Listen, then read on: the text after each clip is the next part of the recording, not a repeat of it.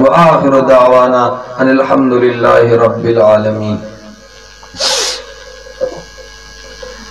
ماشومان چی یریگی ندی سرا دشپی چاڑہ کیخودل یا دا اس پر یوسیز کیخودل دا سنگہ دی.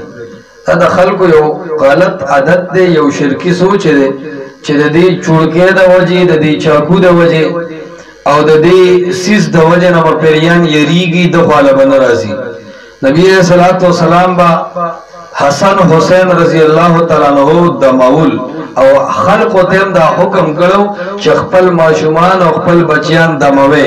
صحیح بخاری کے راضی نبی علیہ السلام بچے دمچو دا سے بے فرمائل اعوذ بکلمات اللہ التامات من کل شیطان وحامت ومن کل عین لامت.